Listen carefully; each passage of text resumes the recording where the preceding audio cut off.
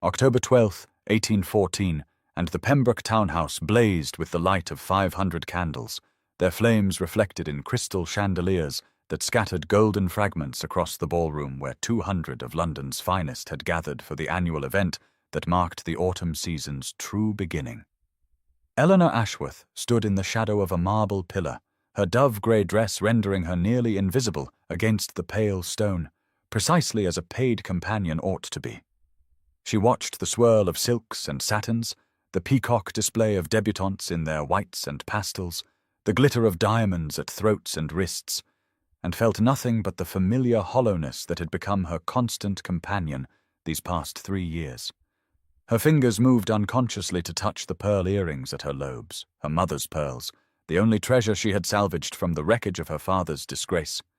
At 27, she had learned to expect nothing and want less, to move through ballrooms like a ghost attending to Lady Beatrice Pembroke's needs, fetching shawls and finding chairs, and pretending she could not hear the whispers that followed her like a foul wind.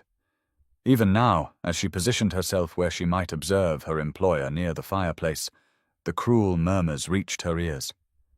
"That is the Ashworth girl, is it not?" Lady Sophia Carstairs was saying to her circle of admirers, her voice pitched to carry with practiced malice. Her father gambled away everything, absolutely everything, before he had the decency to die. Left her with nothing but debts and scandal. Plain little thing, too, no fortune and no face to recommend her. Eleanor kept her expression perfectly still, having long ago mastered the art of absorbing such blows without flinching. Plain she might be by the tone's exacting standards, her features too strong, her colouring too ordinary, her figure neither willowy nor voluptuous, but somewhere unremarkably between. These were facts she had accepted as she had accepted her reduced circumstances, her position fetching and carrying for an elderly widow, her future stretching ahead in an endless grey ribbon of service and solitude. Lady Beatrice caught her eye from her chair by the fire, the old woman's gaze sharp despite her 70 years, and Eleanor moved to adjust the shawl around her employer's shoulders, grateful for the purpose that pulled her away from Lady Sophia's poisonous orbit. The musicians struck up a quadrille, and the ballroom floor filled with dancers, their movements precise and joyful, and Eleanor watched from her station as she had watched 100 such scenes, a spectator to a life she would never live. Then a footman appeared at the ballroom entrance, his voice cutting through the music and chatter with an announcement that sent a visible ripple through the assembled guests. His Grace, the Duke of Thornhill. The room fell into stunned silence, for the Iron Duke never attended balls, never danced, never deigned to grace society with his formidable presence. Yet here he was, arriving at the Pembroke ball, and Eleanor felt something stir in her chest that she had thought long dead, something dangerously close to curiosity. He stood in the entrance as if he owned not merely the doorway, but the very air within the ballroom. And perhaps he did, for Frederick Ravenscroft, Duke of Thornhill, possessed the kind of presence that bent the world around him like light around a dark star. Eleanor watched from her station by the marble pillar as he surveyed the assembled guests with eyes the colour of winter ice, his black evening attire severe against the festive splendour surrounding him, the only point of colour a sapphire pin at his cravat that caught the candlelight and threw blue fire. He was tall, broad-shouldered, with features that might have been carved from the same marble that supported her hiding place, and his expression suggested that he found the entirety of the Pembroke ball wanting. The whispers had already begun their frantic circulation through the room, speculation about why the Iron Duke had deigned to appear at an event he had famously scorned for the 7 years since his father's death, and his assumption of the title. "He never dances," someone murmured near Eleanor's position, "never shows interest in anyone. They say he is as cold as the grave." Eleanor studied him with the detachment of one who had long ago learned to observe rather than participate, noting the tension in his jaw, the way his gaze moved systematically across the room as though searching for something or someone specific. There was intelligence in that assessment, she realized, and something else beneath the aristocratic hauteur, something that flickered too quickly to name before his expression shuttered once more into impenetrable frost. Then his eyes found hers across the expanse of dancing couples and glittering jewels, and Eleanor felt the impact like a physical blow to her chest. She had looked at him as she looked at everything in these ballrooms, with the analytical attention of an outsider cataloguing a foreign species, but she had not expected him to look back. For one breathless moment they held each other's gaze, his dark brows drawing together slightly as though she had surprised him somehow, as though a woman in a grey dress standing in shadows had no business capturing the attention of a duke. Lady Sophia's voice cut through the moment like a blade through silk, pitched to carry across the nearby guests. "Look how the Ashworth creature stares at his grace." She laughed with poisonous delight, as though a ruined baron's penniless daughter might aspire to notice from such heights. Someone ought to remind her that companions are meant to be invisible, not gaping at their betters like hungry dogs at a feast. Eleanor dropped her gaze immediately, heat flooding her cheeks despite her best efforts at composure, and when she dared to glance toward the entrance again, she found the Duke still watching. Her, his expression unreadable, but his attention unmistakable. She retreated further into the shadows, her heart pounding with an emotion she refused to name, and told herself firmly that curiosity about a duke was a luxury she could not afford. Yet she could not quite stop herself from watching as he moved into the ballroom, the crowd parting before him like water before a ship's prow. Lord Thomas Sinclair found his friend standing motionless near the refreshment table, a glass of champagne untouched in his hand, his attention fixed on some point across the crowded ballroom with an intensity that Thomas had not witnessed in years. He followed Frederick's gaze and found it resting on a woman in grey, a plain creature half hidden by a marble pillar, and Thomas felt his eyebrows climb toward his hairline in genuine surprise. "Who is she?" Frederick asked without preamble, his voice pitched low beneath the swell of music and chatter, and Thomas studied the woman more carefully, noting her unremarkable dress, her position near the elderly Lady Pembroke, the way she held herself apart from the glittering assembly as though she expected nothing from it. "That would be Miss Ashworth," Thomas replied after a moment of recollection, the companion to Lady Beatrice. "Her father was Baron Ashworth before he gambled away the family fortune and shot himself in his study 3 years past. Left the girl with nothing but scandal and debt, from what I understand. She has been earning her keep ever since, invisible to everyone who matters." Frederick's jaw tightened almost imperceptibly at this recitation, and Thomas watched with growing fascination as his friend continued to observe the young woman with an attention he had not shown any living creature since the dark days following the old Duke's disgrace. "She did not simper," Frederick said quietly, almost to himself, and Thomas understood then what had captured the Iron Duke's interest. For Miss Ashworth had looked at Frederick not with the calculating hunger of a debutante or the fawning admiration of a social climber,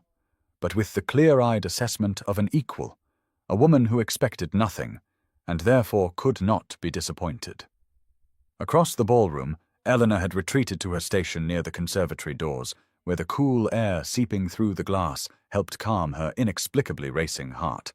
and she was attempting to compose herself when Lady Sophia's voice drifted toward her from a nearby cluster of guests.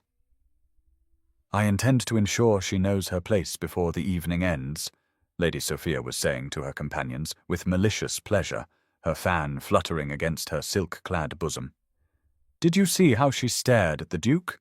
As though a creature like her might aspire to attention from such a man. I shall remind her publicly what happens to women who forget their station, and by morning all of London will know that Eleanor Ashworth is not merely poor and plain, but presumptuous as well."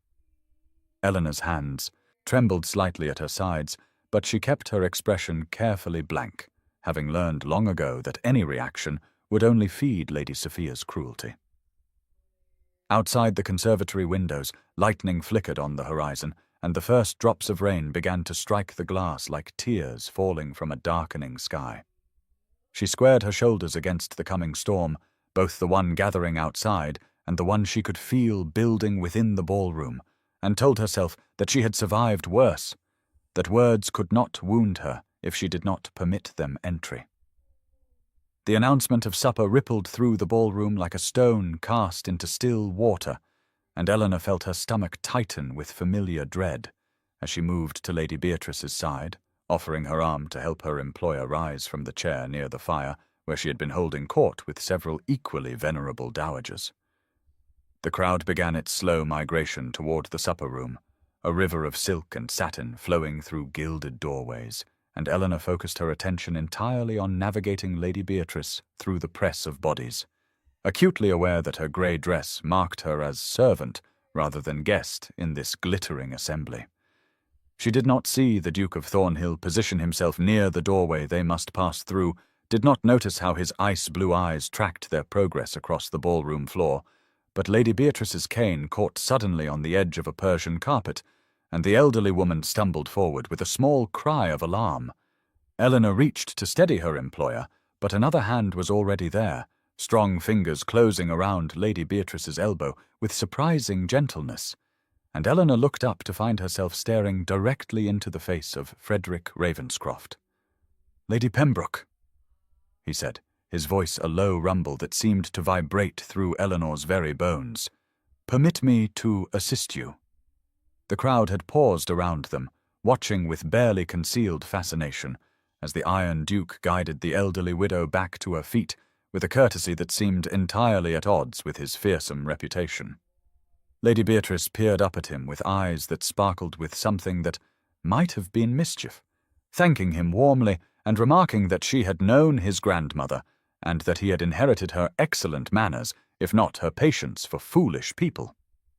Frederick's lips twitched almost imperceptibly at this assessment, and then his gaze shifted to Eleanor, who stood frozen at Lady Beatrice's other side, painfully conscious of her plain dress and plainer face beneath the weight of ducal attention.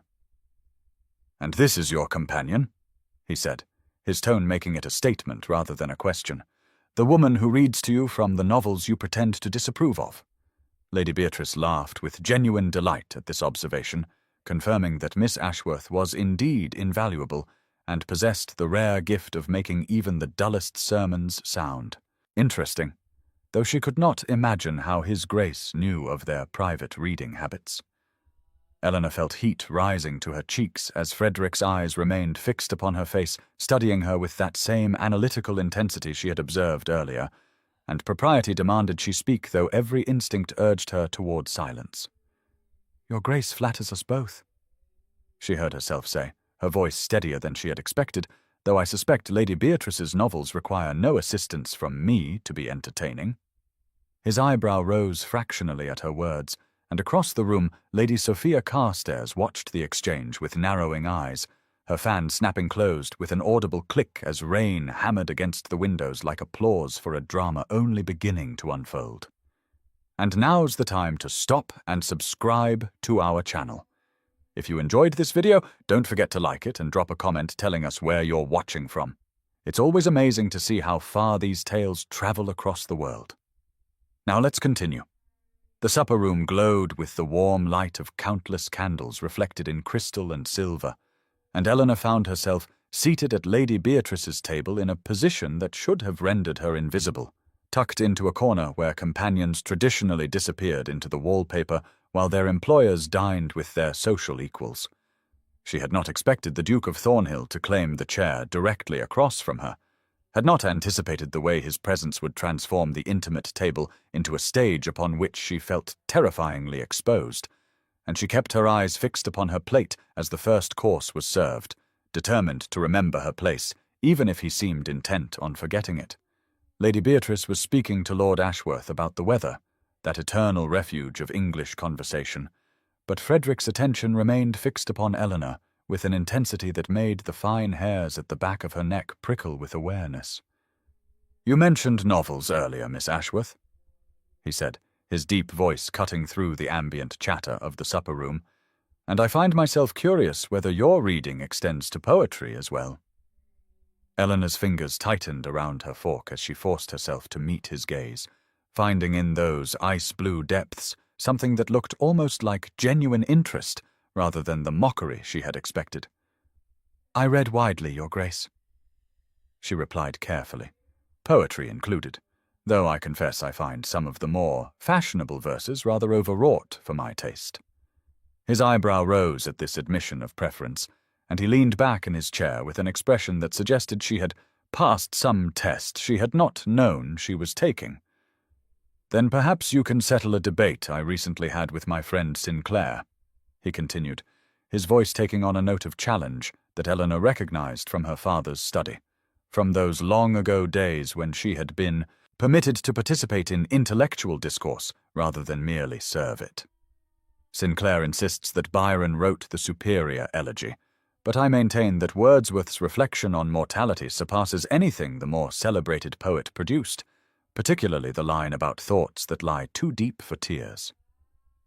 Eleanor felt her lips part in surprise at his error, and before she could stop herself, before the voice of caution could remind her that correcting a duke was not the behavior of a humble companion, she spoke with the authority of someone who had memorized the poem in question years ago.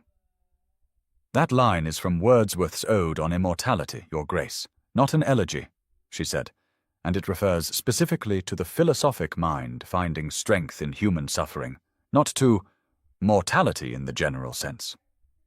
The silence that followed her correction seemed to stretch for an eternity, and Eleanor felt her cheeks flame with mortification at her presumption. But then she saw it, the faintest curve at the corner of Frederick's stern mouth, an almost smile that transformed his cold features into something approaching warmth. Lady Beatrice observed this exchange with an expression of satisfaction that Eleanor was too flustered to notice, while across the room Lady Sophia Carstairs watched the Duke lean toward the companion with naked fury burning in her carefully painted eyes. The musicians struck up the opening strains of a waltz as supper concluded, and Eleanor seized upon the general movement toward the ballroom as her opportunity to retreat, slipping away from Lady Beatrice's table with a murmured excuse about fetching a shawl, desperate to escape the intensity of the Duke's attention and the dangerous warmth it kindled in her chest, for she had forgotten herself during their conversation about poetry, had spoken as though she were still the Baron's daughter, with opinions worth hearing rather than a companion whose thoughts should remain as grey and unremarkable as her dress. She positioned herself near the doorway to the servants' corridor, close enough to attend Lady Beatrice if needed, but far enough from the glittering assembly to reclaim her invisibility, and she pressed her trembling hands against the cool wall behind her, willing her racing heart to slow its treacherous rhythm. She did not see Frederick's eyes follow her retreat across the room, did not notice how his jaw tightened with something that might have been frustration or determination, but she could not miss the bright, carrying voice of Lady Sophia Carstairs as that woman positioned herself at the center of a cluster of society matrons, not 10 feet from where Eleanor stood in shadow. "How amusing that Thornhill should waste his time on the Ashworth girl," Lady Sophia declared with a laugh, like breaking crystal, "though I suppose even a duke might find novelty in conversing with the daughter of a man who gambled away his family's honor before putting a pistol to his own head." The words struck Eleanor like physical blows, each one landing with precision upon wounds she had thought long scarred over,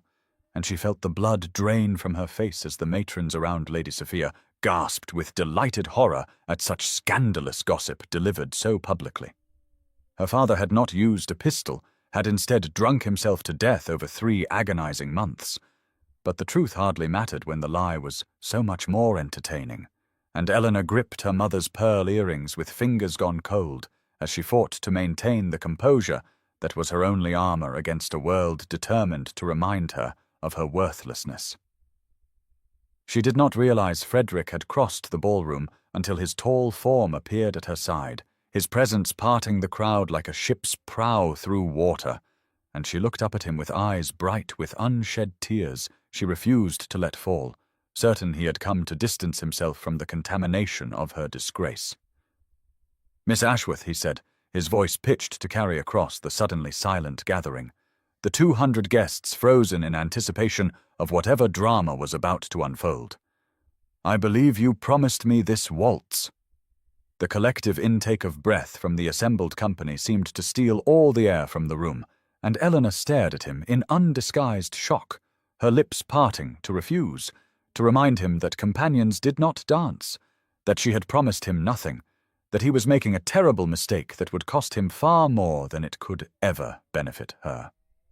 But his hand was already extended toward her, steady and certain, and his ice-blue eyes held hers with an expression that dared her to deny him before the watching world. She placed her trembling fingers in his outstretched hand, and felt the warmth of him even through the thin barrier of her glove, a heat that seemed to travel up her arm and settle somewhere beneath her breastbone, where her heart had begun to beat with a rhythm that matched the opening measures of the waltz. And then his other hand found the small of her back, and she was being guided onto the dance floor before the assembled company, 200 pairs of eyes tracking their every movement as the Duke of Thornhill positioned a paid companion in the center of the ballroom as though she belonged there, as though her dove-grey dress were silk instead of serviceable wool, as though she were someone worth partnering rather than someone worth pitying. The whispers rose around them like the hissing of rain against the windows, and Eleanor could not bring herself to look at the faces of the watchers, could not bear to see the mockery or outrage or delicious scandal that surely painted their expressions. So instead, she fixed her gaze upon Frederick's sapphire cravat pin and concentrated on not stumbling, on remembering the steps her dancing master had taught her a decade ago when she had still been the Baron's daughter with prospects and a future that included ballrooms entered through the front door, rather than the servants' entrance. "You dance beautifully," he said quietly, his voice pitched for her ears alone beneath the swell of the music, and Eleanor felt a bitter laugh catch in her throat at the absurdity of it all, at this impossible moment that could only end in her further humiliation when he tired of whatever game he was playing. "Why are you doing this?" she asked, finally forcing herself to meet those ice-blue eyes that had watched her all evening with an intensity she could not decipher. What possible purpose can this serve except to make me a greater object of ridicule than I already am? His hand tightened almost imperceptibly at her back, drawing her a fraction closer than propriety allowed, and she caught the scent of him beneath the candle smoke and perfume of the ballroom, something clean and masculine that made her think of winter forests and crackling fires. "You assume I have a purpose beyond the pleasure of your company," he replied, and though his expression remained as stern as ever, she detected something in his voice that sounded almost like sincerity, almost like genuine regard, and the possibility terrified her more than all of Lady Sophia's cruelty combined. Outside the tall windows, lightning split the sky and thunder rolled across the London rooftops, and Eleanor felt the storm echoing in her own chest as they turned and turned again, his hand warm and steady against her spine, her fingers resting on his shoulder where she could feel the strength of him beneath the fine wool of his evening coat. She smelled of lavender, Frederick noted, not the cloying French perfumes that every other woman in the room had doused herself in, but something simple and honest that suited her far better than the artifice of society, and he found himself wondering what other truths lay hidden beneath her careful composure, what fires burned behind those intelligent eyes that had dared to correct a duke about poetry. The waltz ended, and Eleanor slipped from Frederick's arms before he could speak another word, before the warmth of his hand at her back could weaken her resolve any further, and she moved through the crowd with the practiced invisibility of a woman who had spent 3 years learning to be overlooked, her heart pounding against her ribs like a caged bird desperate for freedom from the confines of hope. She needed air, needed space, needed to remember who she was and what she was not. And so she made her way toward the conservatory doors that led to Lady Beatrice's prized collection of orchids, that glass-walled sanctuary where the humid warmth and the sound of rain against the ceiling might drown out the memory of how it had felt to be held by a duke who looked at her as though she mattered. The conservatory embraced her with its earthy perfume and verdant shadows, the orchids blooming in impossible colors along the iron shelving, their delicate petals trembling in the draught from her entrance, and Eleanor pressed her back against earth, a column wrapped in climbing jasmine, and closed her eyes, willing her racing pulse to slow, willing herself to forget the way Frederick had drawn her closer than propriety allowed, the way his voice had softened when he spoke her name. Through the glass ceiling she could see the storm still raging, rain streaming down in silver rivulets that fractured the gaslight from the ballroom into 1,000 shimmering fragments, and she touched her mother's pearl earrings as though they might anchor her to the reality of her situation, remind her that companions did not dance with dukes except as objects of sport or charity. She did not hear the conservatory door open behind her, did not realize she was no longer alone until Lady Sophia Carstairs' voice cut through the humid air like a blade through silk. "Did you truly believe he meant any of it?" Lady Sophia demanded, her beautiful face twisted with a fury that transformed her classical features into something ugly and sharp. "Did you truly imagine that the Duke of Thornhill would lower himself to court a penniless companion with nothing to recommend her but the scandal of her father's name?" Eleanor straightened against the column, her fingers falling from her earrings to press flat against her grey skirts, and she met Lady Sophia's gaze with a composure she did not feel, the fire she had learned to suppress stirring dangerously in her chest. "I imagine nothing, your ladyship," Eleanor replied, her voice steady despite the trembling of her hands. "I am fully aware of my position and my circumstances." "Then you will understand," Lady Sophia continued, advancing until they stood mere feet apart among the orchids, "that your performance tonight has made you an object of ridicule rather than romance, and that the Duke will thank me when I explain how thoroughly you have embarrassed yourself by presuming to accept his invitation." Eleanor felt the old familiar weight of humiliation pressing down upon her shoulders, but beneath it something new was kindling, something hot and bright that refused to be extinguished by another woman's cruelty, and she lifted her chin with a defiance that surprised them both. "I will not pretend to be anything other than what I am," Eleanor said, her voice low but steady as steel beneath velvet. "And if dancing with a duke who asked me properly constitutes presumption, then society's definitions of propriety have become even more absurd than I remembered from my girlhood." Lady Sophia's eyes widened at this unprecedented defiance from a creature she had always dismissed as beneath her notice, and her beautiful mouth twisted into something cruel and cold as she stepped closer still, her silk skirts rustling against the terracotta pots that lined the conservatory floor. "You forget yourself entirely," Lady Sophia hissed, "and you forget that I have the power to destroy not only your pitiful reputation, but that of your employer as well, for Lady Beatrice has shown remarkably poor judgment in allowing her companion to make a spectacle of herself, and society will wonder what other lapses in decorum occur within this household." The threat struck Eleanor like a blow, not for her own sake, but for the kind elderly widow who had given her shelter when no one else would, who had treated her with dignity when the rest of the world saw only her father's shame. And for a moment her resolve wavered as the weight of consequences pressed down upon her shoulders. But then she thought of Frederick's hand warm against her back, of his voice pitched low for her ears alone, of the way he had looked at her as though she were worth seeing, and something fierce and bright kindled in her chest that refused to be extinguished by threats or intimidation. "I will not apologize for accepting an invitation from a gentleman," Eleanor said, "and I will not kneel to your cruelty simply because you believe your birth entitles you to my submission." Lady Sophia's face flushed crimson with fury, and she opened her mouth to deliver what would surely have been a devastating retort, but before the words could escape her lips, a voice spoke from the shadows near the conservatory entrance, cold and cutting as a winter wind across the moors. "I believe," the Duke of Thornhill said as he stepped into the gaslight, his expression thunderous and his ice-blue eyes fixed upon Lady Sophia with an intensity that made even that formidable woman take an involuntary step backward, "that Miss Ashworth has made her position admirably clear." The distant chime of the ballroom clock began to toll midnight, each stroke echoing through the glass-walled sanctuary like the pronouncement of judgment, and Eleanor watched as Frederick moved to stand beside her, his presence solid and warm against the chill that Lady Sophia's threats had wrapped around her heart.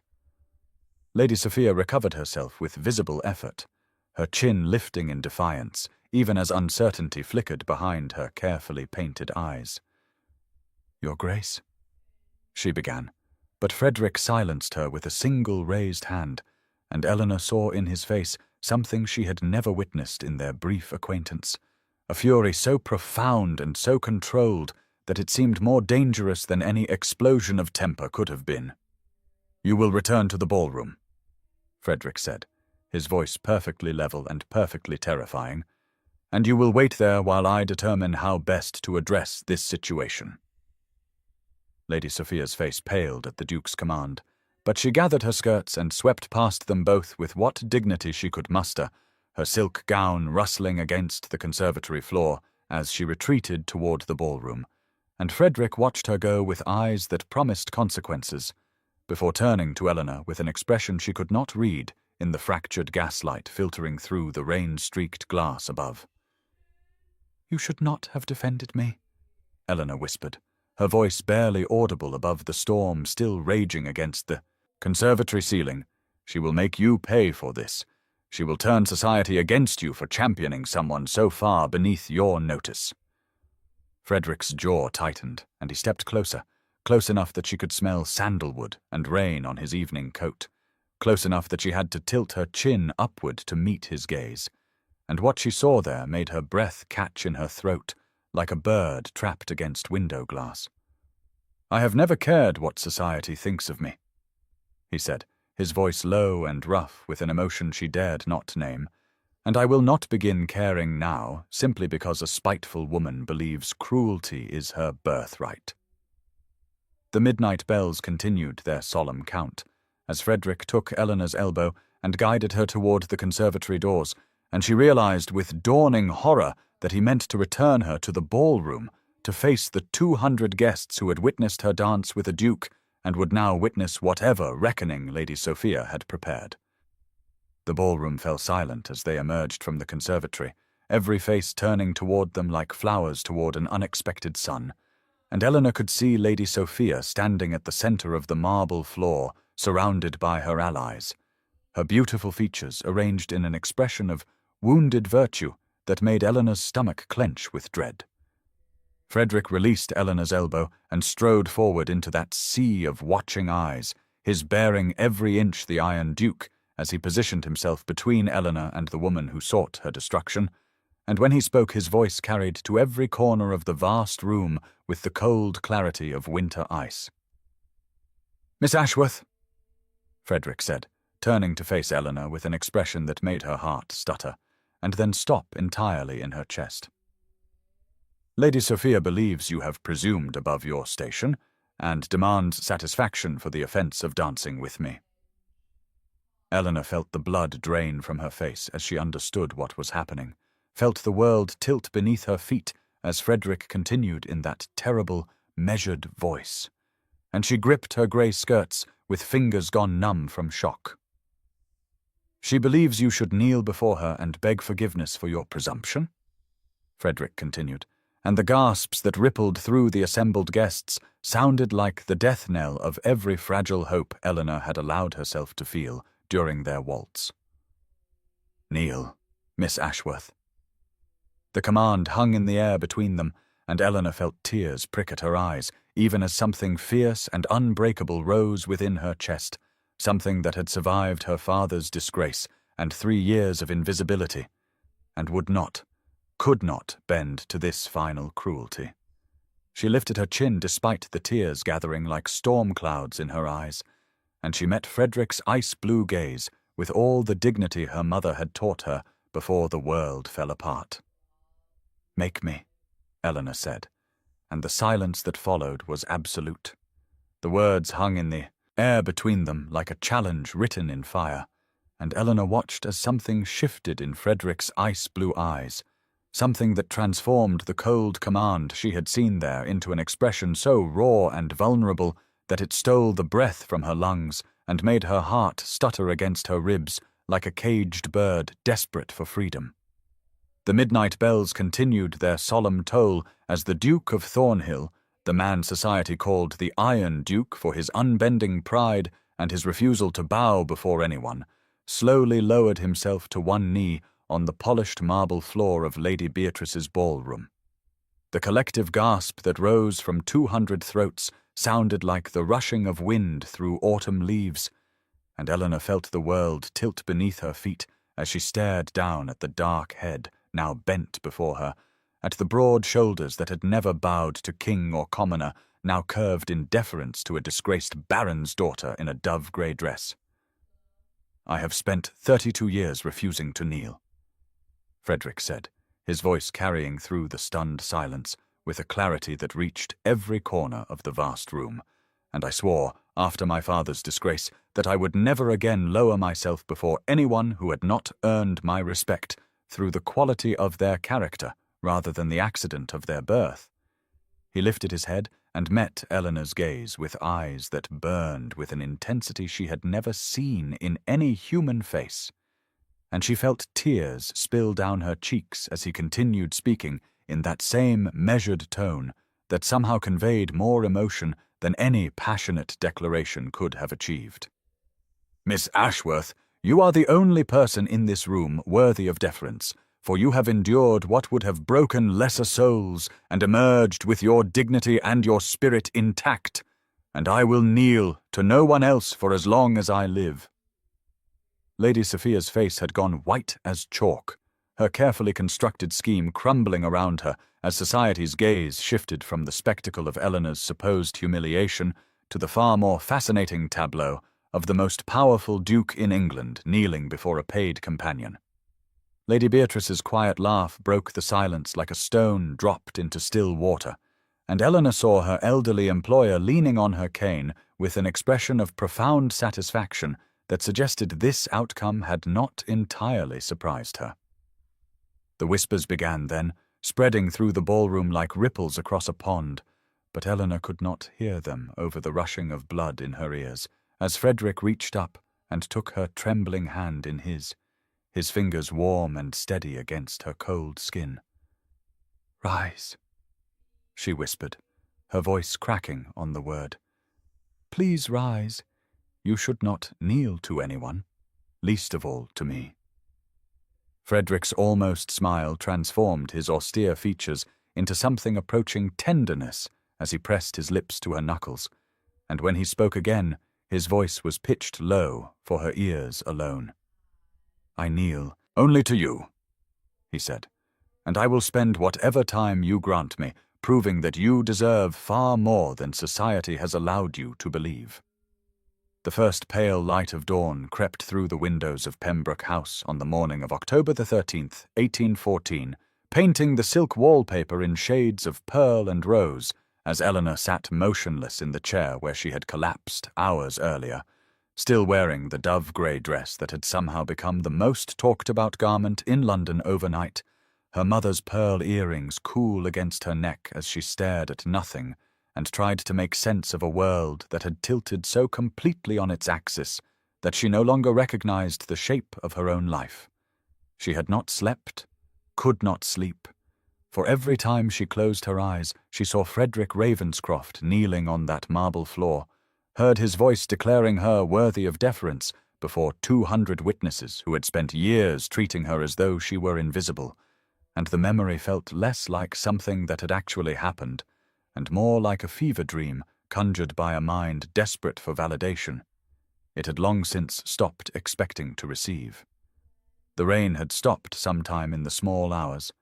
and now sunlight broke through the clouds in golden shafts that seemed almost offensive in their cheerfulness, as though the heavens themselves had not witnessed the complete upheaval of everything Eleanor had believed about her place in the world. A soft knock at the door preceded Lady Beatrice's entrance, the elderly widow moving with surprising energy, despite the late hour of the previous evening, her cane tapping against the floor in a rhythm that had become as familiar to Eleanor as her own heartbeat over 3 years of service. "You look dreadful, my dear," Lady Beatrice announced with characteristic bluntness, as she settled herself in the chair opposite Eleanor, "and I could not be more pleased about it, for it means you have spent the night thinking rather than dismissing what happened as some elaborate jest at your expense." Eleanor opened her mouth to respond, but found that words had abandoned her entirely, leaving only a hollow ache in her chest where hope and terror warred for dominance in equal measure. Lady Beatrice's expression softened as she reached across the space between them and took Eleanor's cold hand in her own wrinkled fingers, and when she spoke again, her voice carried a weight of intention that made Eleanor's breath catch. "I invited him, you know," Lady Beatrice said quietly, her eyes holding Eleanor's with an intensity that belied her years. "I wrote to the Duke of Thornhill 3 weeks ago and told him there was someone at my ball he needed to meet, someone whose worth society had criminally overlooked, and I must confess I did not expect him to respond quite so dramatically, but I cannot say I am disappointed with the results." Before Eleanor could process this revelation,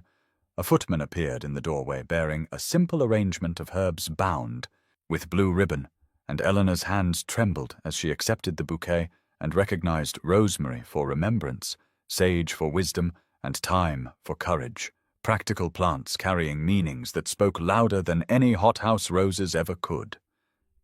The afternoon light of October 15th, 1814, fell through the tall windows of Pembroke House in shades of amber and gold, casting long shadows across the parlour floor where Eleanor sat with her hands folded in her lap and her heart beating a rhythm of barely contained anxiety as she waited for the Duke of Thornhill to be announced, 2 days having passed since the ball that had upended everything she thought she knew about her place in the world, 2 days during which Lady Sophia Carstairs had apparently been spreading whispers that Frederick's dramatic gesture had been nothing more than a cruel jest designed to raise Eleanor's hopes before dashing them publicly. And though Eleanor told herself she did not believe such poison, some treacherous part of her heart had spent 48 sleepless hours wondering if the gossips might be right. When the butler announced his grace and Frederick strode into the room carrying a leather-bound volume that Eleanor recognized immediately as the collection of poetry they had discussed at supper, her breath caught in her throat and refused to release until Lady Beatrice rose with suspicious speed and declared that her rheumatism required her to rest in the adjoining room, leaving the door pointedly ajar as she retreated with a knowing smile that made Eleanor want to simultaneously embrace and throttle her employer. "You came," Eleanor said, and immediately felt foolish for stating something so obvious, but Frederick's expression softened in a way that made the hard lines of his face appear almost gentle as he settled into the chair across from her, close enough that she could smell the sandalwood of his soap and see the small imperfections in his cravat that suggested he had tied it himself rather than allowing his valet the honor. "I told you I would kneel to no one else," he replied, "which means I must spend considerable time in your presence to fulfill that promise, and I find the prospect does not displease me in the slightest." The silence that followed was not uncomfortable, but rather charged with unspoken questions, and Eleanor found herself studying the book in his hands rather than meeting his penetrating gaze until he spoke again in a voice that had lost some of its aristocratic polish. "My father was not merely a duke who failed in his duties," he said quietly. "He was a man who gambled away my mother's dowry, drove her into a scandal that forced her from society,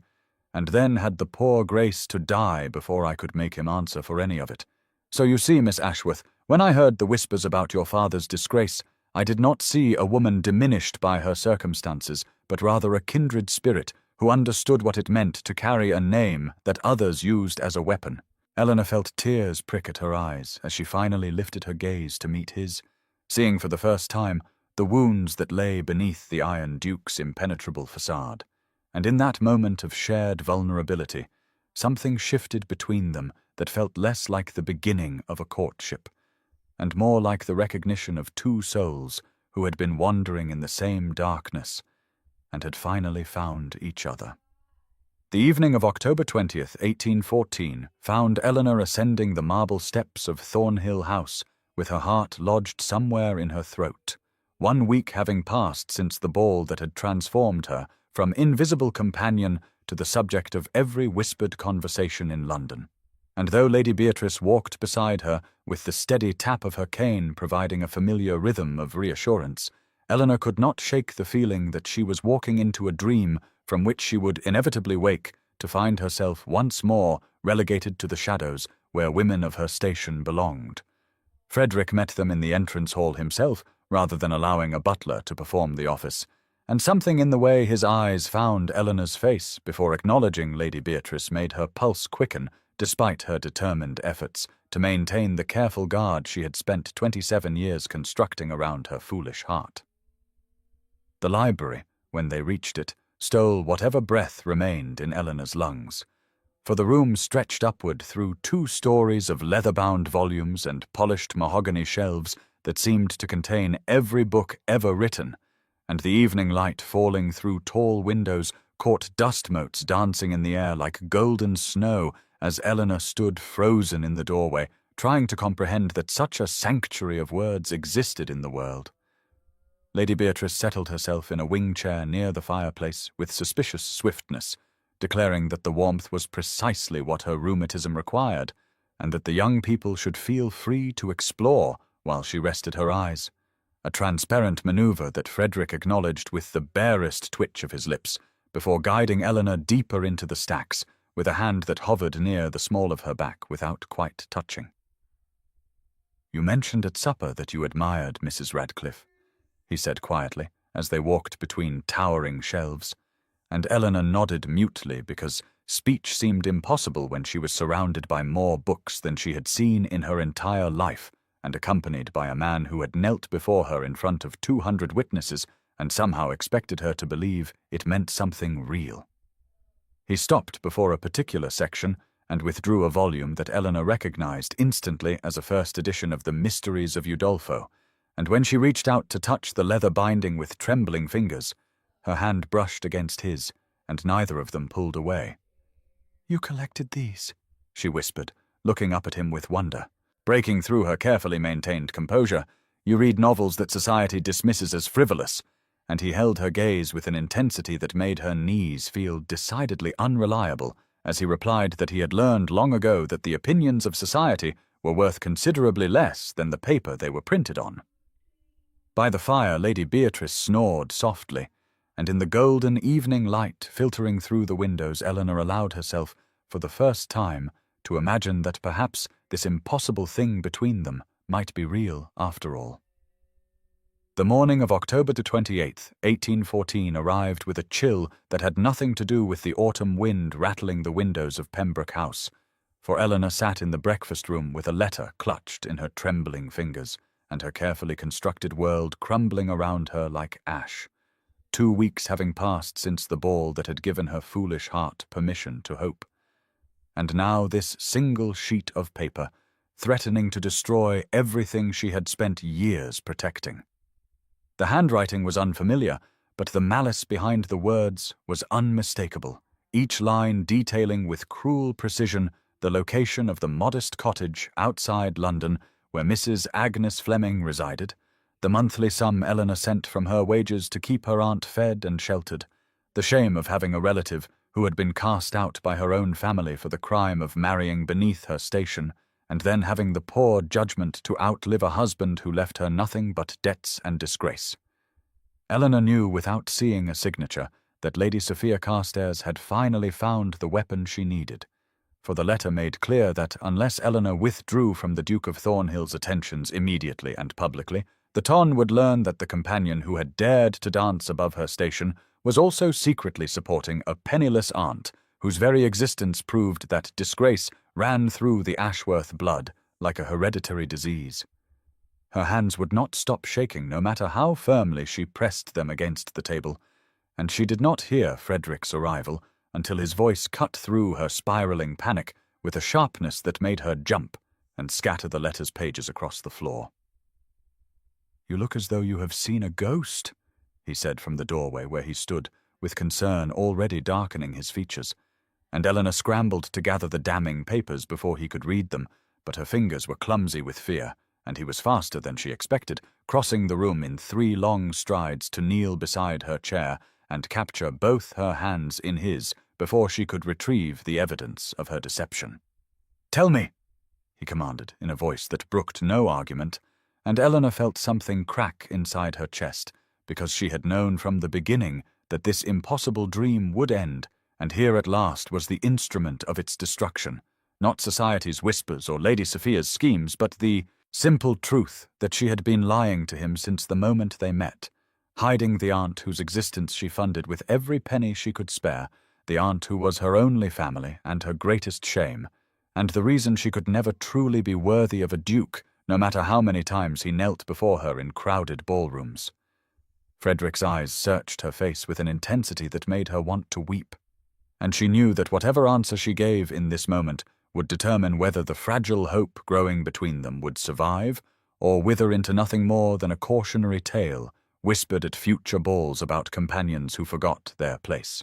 The afternoon of November 1st, 1814, brought with it a confrontation that Eleanor had spent 3 days dreading, for Frederick had returned to Pembroke House with the letter she had dropped clutched in his hand, and a determination in his eyes that told her he would not leave until she had surrendered every secret she had spent years burying beneath the careful facade of the dutiful companion. And when Lady Beatrice quietly excused herself with a meaningful look that suggested she had known far more than Eleanor realized all along, the drawing-room suddenly felt too small to contain the enormity of what was about to unfold between them. "You have been sending money to someone outside London," Frederick said without preamble, his voice carrying that edge of command that reminded her he was a duke, accustomed to answers when he demanded them, and Eleanor felt the last remnants of her careful walls begin to crumble as she stood before him with her hands clasped so tightly her knuckles had gone white and her heart pounding against her ribs like a trapped bird desperate for escape.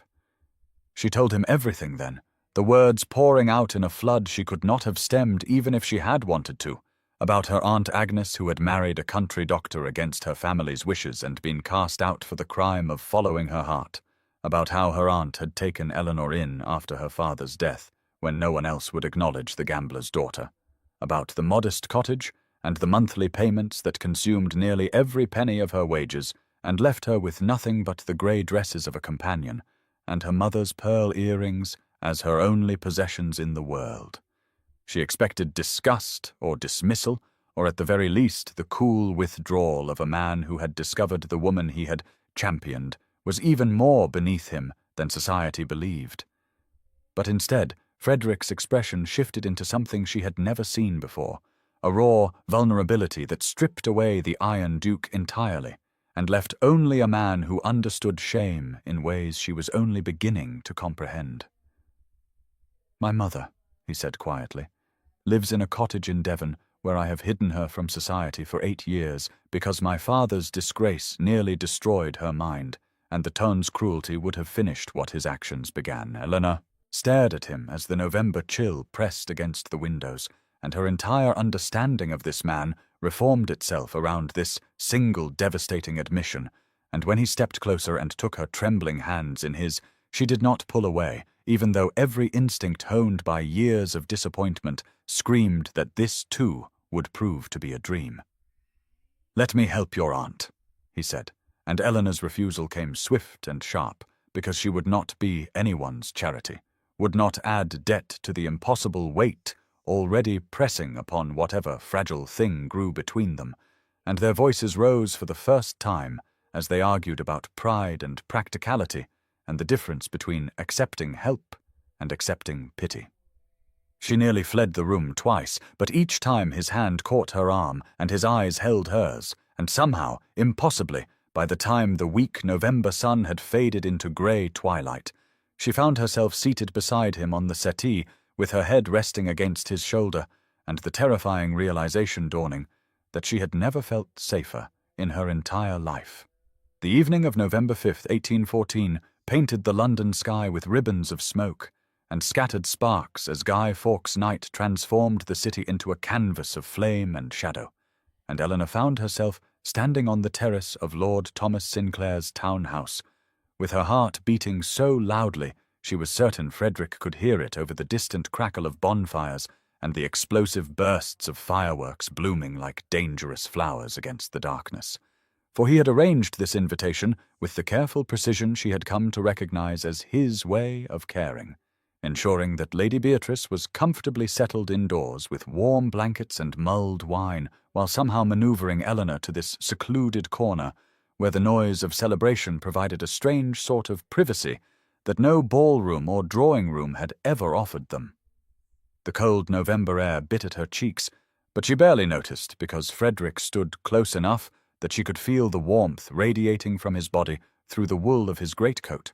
and when a particularly brilliant burst of golden light exploded overhead, she looked up to find him watching, not the spectacle, but her face, his expression stripped of the aristocratic mask he wore, like armor, and replaced with something so tender it made her breath catch in her throat. "I have been thinking about your aunt," he said quietly, his voice nearly lost beneath the boom of another firework. And Eleanor tensed, because she had hoped that after their argument, 4 days prior, he might have let the matter rest. But she should have known better than to expect the Iron Duke to abandon any position once he had committed to it.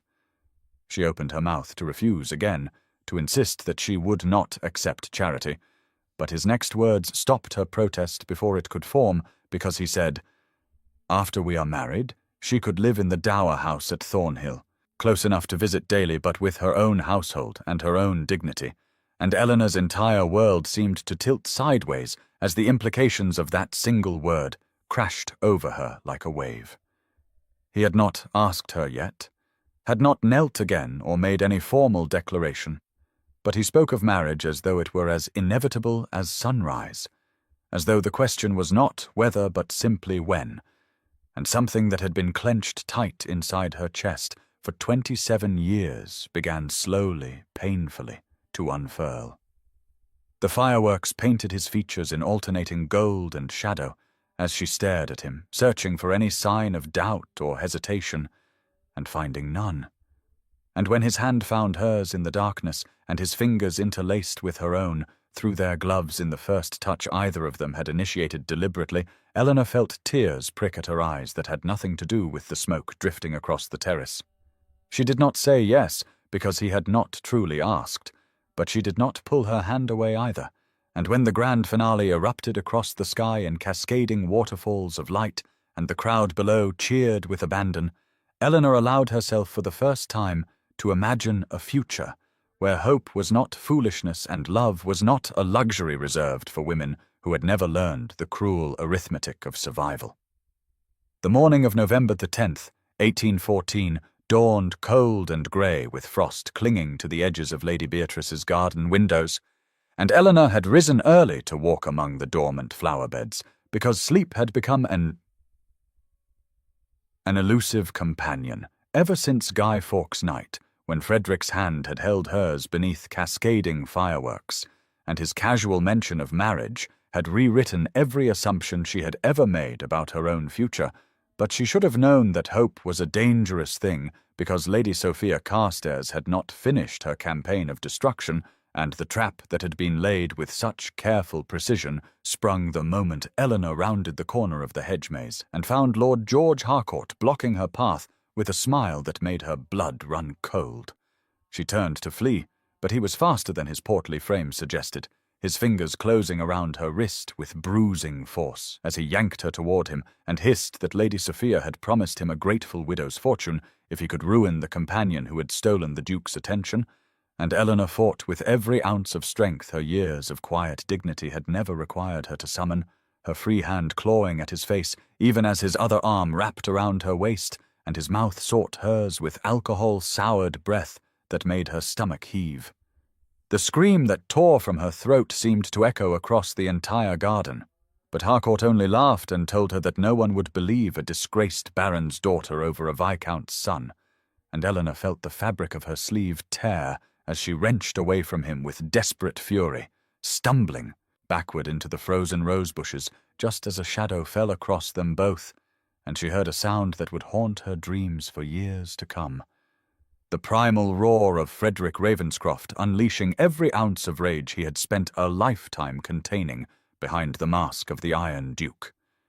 He did not speak or warn or demand explanation. He simply moved with the lethal grace of a man who had clearly learned to fight in places far less civilized than London ballrooms, his fist connecting with Harcourt's jaw in a crack that sent the Viscount's son sprawling across the frost-hardened ground.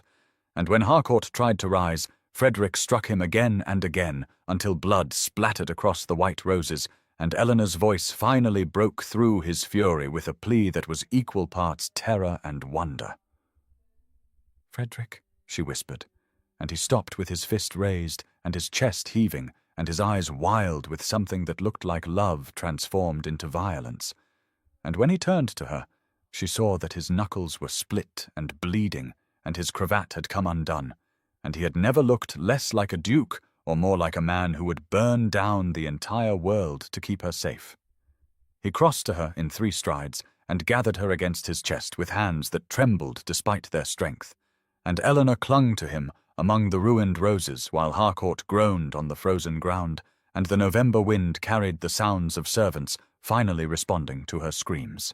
The afternoon of November 10th, 1814, found Eleanor seated in Lady Beatrice's private sitting-room with her hands trembling in her lap, and Frederick kneeling before her for the 2nd time in their acquaintance, though this time the gesture held none of the dramatic defiance of that midnight ballroom moment, and everything of a tenderness that made her chest ache with emotions she had spent 27 years learning to suppress, for he had refused to leave her side after the garden attack, and had carried her inside despite her protests that she could walk perfectly well, and now he was attempting with clumsy determination to mend her torn sleeve, using a needle and thread that Lady Beatrice's maid had provided before being firmly dismissed from the room.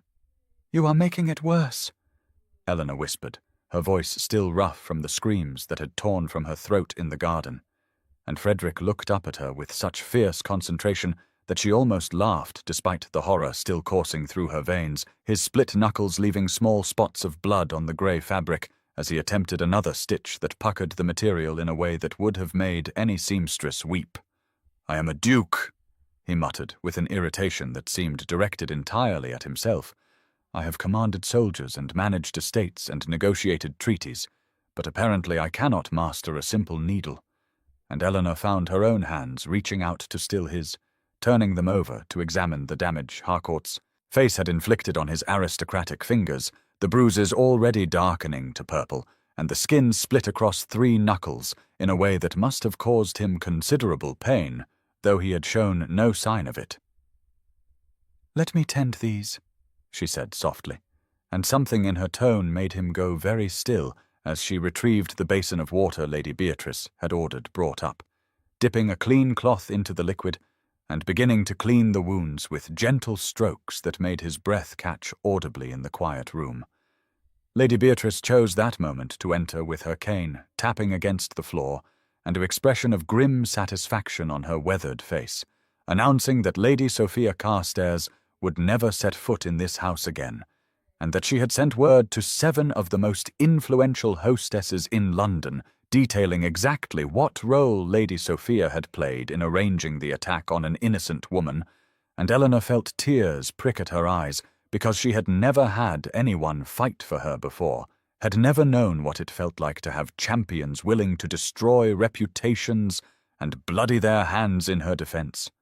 Frederick's uninjured hand rose to cup her cheek, and she leaned into his touch without thinking.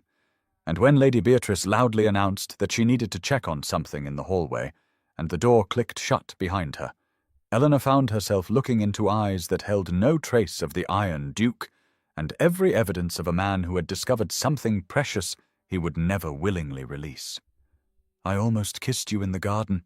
he confessed, his thumb tracing the path of a tear down her cheek, and Eleanor's response was barely a breath as she replied that he should have, and the space between them narrowed to mere inches before Lady Beatrice's cane tapped loudly on the door in warning,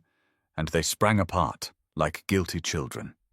The evening of November 15th, 1814, brought Eleanor to a modest cottage on the outskirts of Richmond, where climbing roses had long since surrendered their blooms to November's chill, but still clung to the whitewashed walls with thorny determination, and as Frederick helped her down from the carriage, she felt her heart hammering against her ribs because she understood what it meant that he was bringing her here, to the woman he had hidden from society for over a decade, the mother whose existence he had revealed to Eleanor in whispered confessions during their weeks of growing intimacy. The door opened before they reached it, and Eleanor found herself face to face with a woman whose silver hair was swept back in an elegant chignon and whose eyes held the same striking grey as her son's. Though where Frederick's gaze could turn to ice, this woman radiated a warmth that immediately eased the tension coiling in Eleanor's chest, and when the Dowager Duchess of Thornhill smiled, it was like watching the sun break through clouds that had lingered too long over a winter garden. "You must be Eleanor," she said, reaching out to clasp both of Eleanor's hands in her own. "And Frederick has told me everything, which means I already love you for the way you have transformed my son from the cold creature he forced himself to become into someone who speaks of poetry and fireworks, and a woman who corrected his quotation of Wordsworth at a supper table." And Eleanor felt tears prick at her eyes, because no one had ever welcomed her with such unconditional acceptance, not since her own mother had died and left her with nothing but pearl earrings and memories of what it felt like to be treasured. The cottage interior was modest but comfortable, filled with books and needlework and the warm scent of baking bread. And Eleanor noticed immediately that fresh flowers sat in a vase by the window despite the season, hothouse blooms that must have cost a fortune, and spoke of a son's devotion that defied the harsh mask he showed the world. Frederick watched Eleanor move through his mother's home with an expression she had never seen on his face before, something vulnerable and hopeful and terrified all at once. And when his mother excused herself to check on tea, Eleanor turned to find him standing very close with his healing knuckles flexing at his sides as if he were restraining himself from reaching for her. "Your aunt will arrive tomorrow," he said quietly. "I hope you can forgive me for arranging it without your permission, but I could not bear another day of knowing she lived in uncertainty, when there is room here, and my mother has been lonely for so long." And Eleanor's breath caught because he had not only provided for her Aunt Agnes, but had given his own mother a companion, weaving their broken families together with a generosity that destroyed every remaining wall around her heart. She reached up to touch his face, and he closed his eyes at the contact. And when his mother returned with the tea tray, she found them standing in the fading November light with their foreheads pressed together and their hands intertwined. And she simply smiled and began to pour as if she had always known her son would one day bring home a woman worthy of the love he had buried so deep. The morning of November 20th, 1814 dawned crisp and golden over Richmond, and Eleanor found herself walking through the frost-touched garden of the cottage that had become more of a home to her in 5 short days than any place she had known since childhood.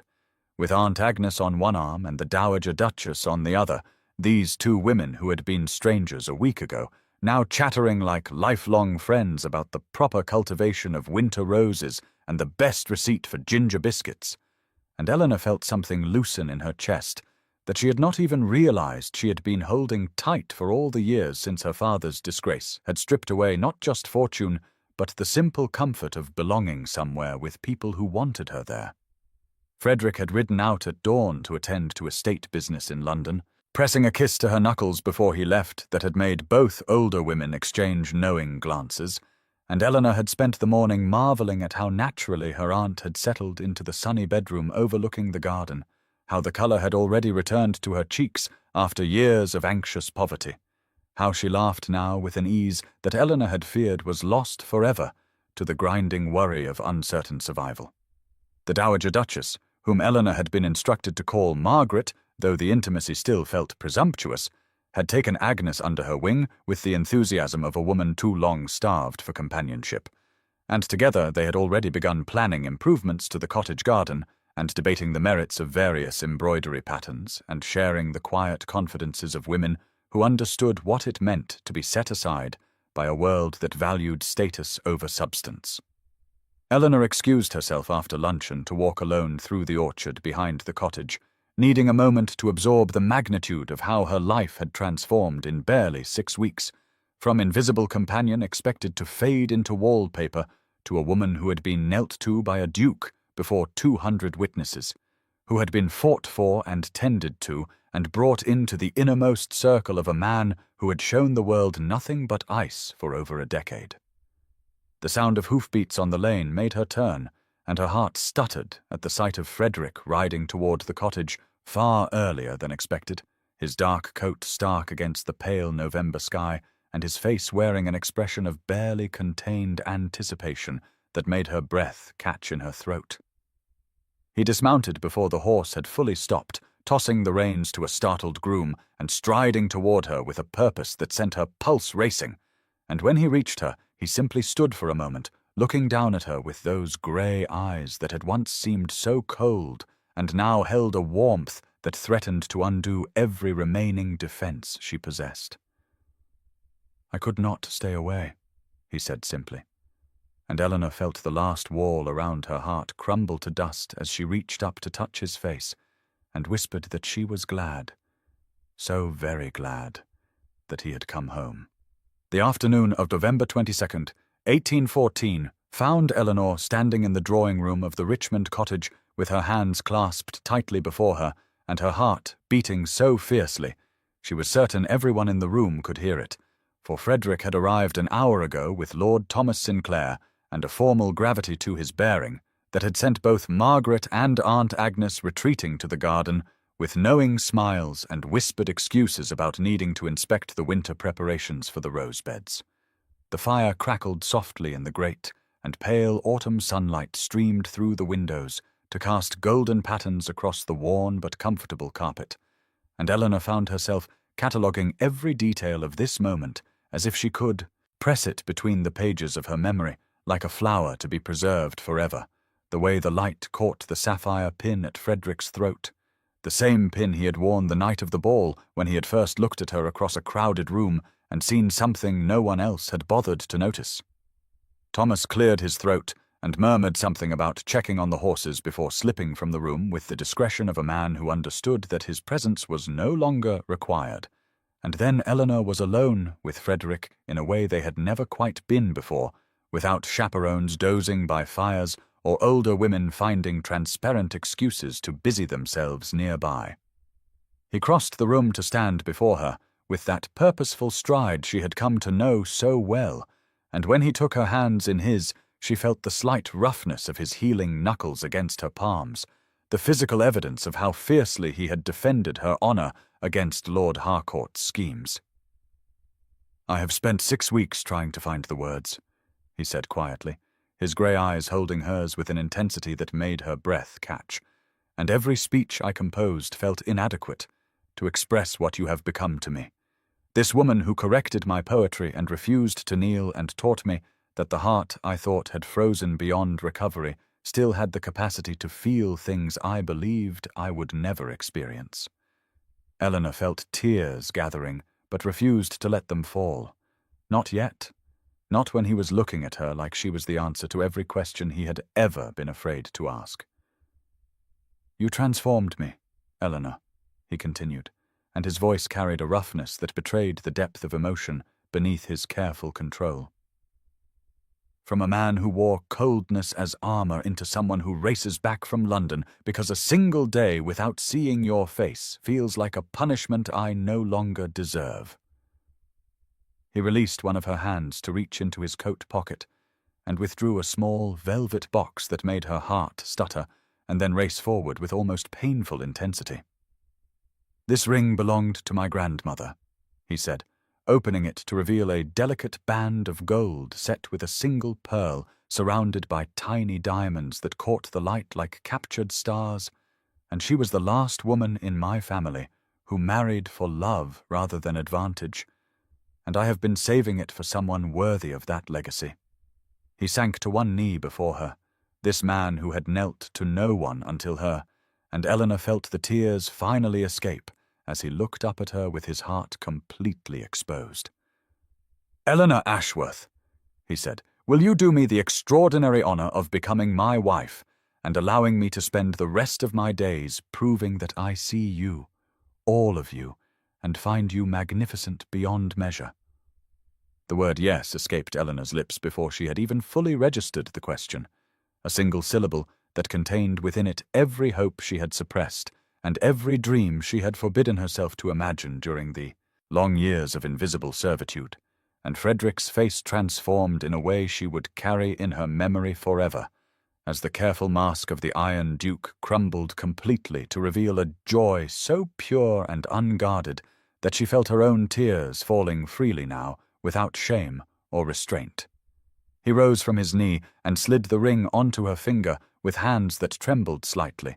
this man who commanded rooms with a glance and had brought society's cruelest gossip to her knees through the simple act of kneeling himself, and Eleanor marveled at the way the pearl caught the afternoon light, as if it had been waiting all these years for exactly this moment, on exactly this hand. Then his arms were around her, and she was pressed against his chest, hearing the rapid thunder of his heart that matched her own. And when he tilted her chin up and looked at her with a question in his grey eyes, she answered by rising on her toes to close the distance between them herself, claiming the kiss she had been denied in the garden when violence had interrupted tenderness. His lips were warm and gentle at first, almost reverent, as if she were something precious that might shatter at too firm a touch. But when her fingers curled into the lapels of his coat, and she pressed closer, he made a sound low in his throat and deepened the kiss, until Eleanor understood why poets wrote of drowning in another person. When they finally parted, they were both breathing unsteadily, and Frederick rested his forehead against hers with his eyes still closed, and whispered that he had been waiting his entire life for her, without knowing she was what he sought. That the coldness everyone saw was merely the absence of anyone worth warming himself for, until a woman in a grey dress looked at him across a ballroom with intelligent eyes and absolutely no interest in his title.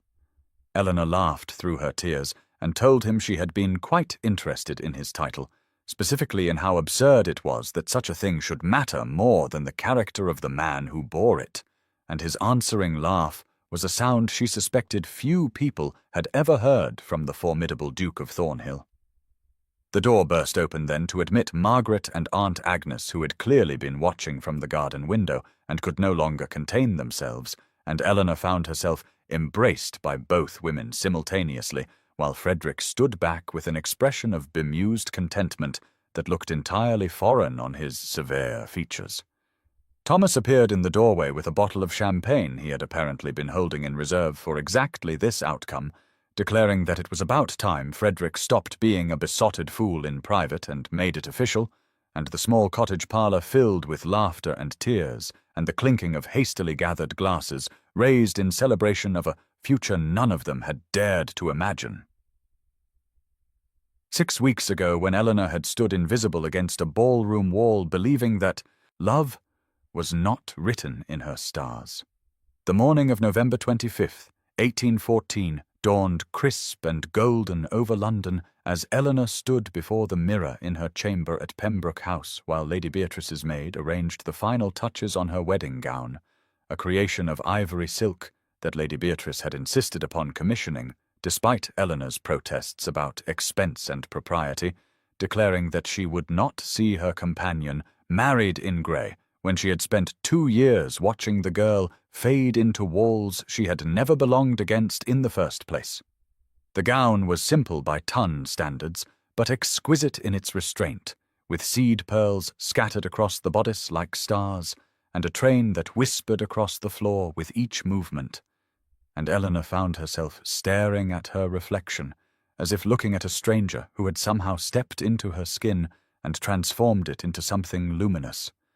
Her mother's pearl earrings caught the light as they had on the night of the ball 6 weeks ago, but now they seemed to glow with a warmth that matched the impossible joy building in Eleanor's chest as she contemplated the journey from that ballroom wall where she had stood invisible to this moment, where she would walk down an aisle toward a man who had knelt before all of society to declare her worthy. Lady Beatrice appeared in the doorway with tears already gathering in her sharp old eyes, and declared that she had never seen a more beautiful bride. And when Eleanor tried to thank her for everything, the older woman waved away the words with her cane and announced that thanks were unnecessary when one had simply recognized quality that the rest of the world was too blind to notice.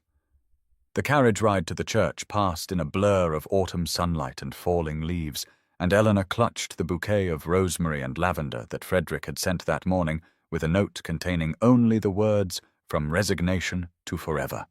and she pressed those words against her heart like a talisman against the lingering whisper of doubt that suggested she might wake at any moment to find this had all been an elaborate dream conjured by a lonely woman who had read too many novels. But then the carriage stopped and the church doors opened, and Eleanor saw Frederick waiting at the altar in his immaculate black coat with the sapphire pin at his throat, and an expression on his face that obliterated every remaining shadow of uncertainty. For the Iron Duke was looking at her as if she were the sunrise after an endless winter, and she understood finally that this man who had never knelt to anyone had been waiting his whole life to bow before someone worthy of the gesture. She walked toward him on steady feet, with her chin lifted and her heart full, and when she reached his side and he took her hand in his, she felt the slight tremble in his fingers that betrayed the depth of emotion beneath his composed exterior. The ceremony passed in a sacred blur of vows and promises and the weight of his grandmother's ring finding its permanent home on her finger, and when the minister pronounced them husband and wife, Frederick kissed her with a tenderness that made the gathered congregation release a collective sigh before he pulled back and whispered against her lips that she had made him the happiest man in England, and he intended to spend every remaining day proving himself worthy of the gift she had given him by simply being herself. The wedding breakfast at Thornhill House unfolded in a golden haze of champagne and laughter as Eleanor moved through the grand rooms on Frederick's arm, marveling at how the same society that had whispered behind fans about her grey dress and disgraced name now competed for her attention with smiles that ranged from genuinely warm to transparently calculating. And she found she could distinguish between them now with an ease born of 7 weeks spent watching Frederick navigate these treacherous waters with the quiet assurance of a man who had long since ceased caring what any of them thought. Lady Beatrice held court near the fireplace with Aunt Agnes at her side, the two elderly women having formed an unlikely friendship built on sharp tongues and sharper observations about the guests who paraded past them seeking favour with the new Duchess of Thornhill, and Eleanor caught her former employer's eye across the room and received a wink so subtle that anyone watching would have missed it entirely. Frederick's mother, Margaret, had emerged from her quiet exile to attend the breakfast, resplendent in lavender silk that brought colour to cheeks too long pale from isolation, and Eleanor watched her new husband guide his mother through introductions with a protective tenderness that made her heart ache with love for this man who had built walls around his vulnerability only to tear them down for the women he cherished. Thomas raised yet another toast, his voice carrying easily over the crowd as he declared that he had known Frederick for 15 years and never once seen him smile until a certain companion in a grey dress had looked at him without a trace of the simpering adoration he had spent his adult life avoiding. And the laughter that followed was genuine and warm in a way that surprised Eleanor, until she realized that many of these people had been waiting for the Iron Duke to thaw, and were genuinely pleased to witness the transformation. As afternoon light slanted through the tall windows, and guests began to depart with promises to call and invitations to events that Eleanor would now attend as a duchess rather than a shadow, Frederick drew her away from the crowd into a small study off the main hall where the noise faded to a distant murmur, and they were finally blessedly alone for the first time since becoming husband and wife. He cupped her face in his hands and looked at her with an intensity that stole her breath, telling her that he had spent the entire breakfast watching her shine, and wondering how he had ever existed in the cold darkness before she had illuminated his world with her wit and her courage and her stubborn refusal to kneel before anyone who had not earned her respect. Eleanor rose on her toes to kiss him softly and whispered against his lips that she had spent years believing herself invisible and unworthy, that she had resigned herself to a life of grey dresses and shadowed corners, and that she would spend whatever years remained to her proving worthy of the man who had seen her true self when she had forgotten it existed. Frederick pulled her closer and rested his chin atop her head as the sounds of departure echoed through the house, promising her that their life together would be filled with books and debates and laughter, that her aunt and his mother would want for nothing, that any children they might have would grow up knowing their worth came from their character rather than their circumstances, and Eleanor felt the last frozen place in her heart finally thaw as she leaned into his embrace and allowed herself to believe fully and completely in a future she had never dared to imagine. The seasons turned with gentle grace as Eleanor settled into her new life at Thornhill House,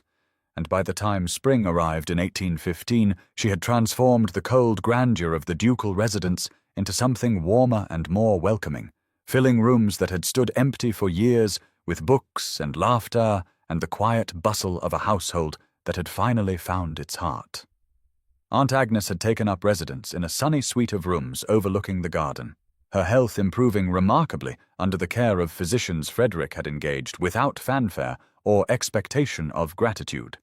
and Eleanor often found her aunt and Margaret taking tea together in the conservatory, where orchids now bloomed in profusion, two women who had known exile finding solace in each other's company and in the knowledge that their years of isolation had finally ended.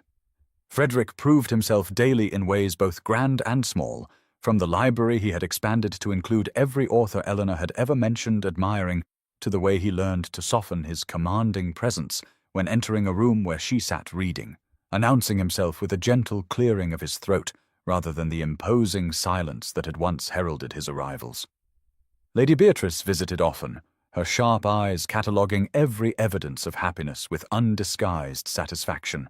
And during one such visit in April, she confided to Eleanor that she had known from the moment she hired her, 3 years ago, that she was destined for something greater than fetching shawls and deflecting the advances of fortune hunters like Lord Harcourt, who had quietly departed England for the continent after the scandal of his attempted compromise had made him unwelcome in polite society.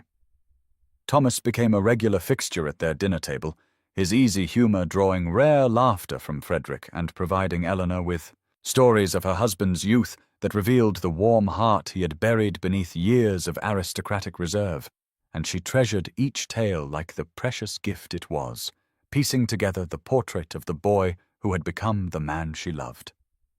As summer approached and the days lengthened into golden evenings, perfect for walking the grounds of Thornhill, Eleanor began to suspect that their family might soon expand, a suspicion confirmed by the physician in June, as Frederick held her hand with an expression of such profound wonder that she understood finally that the Iron Duke had melted entirely,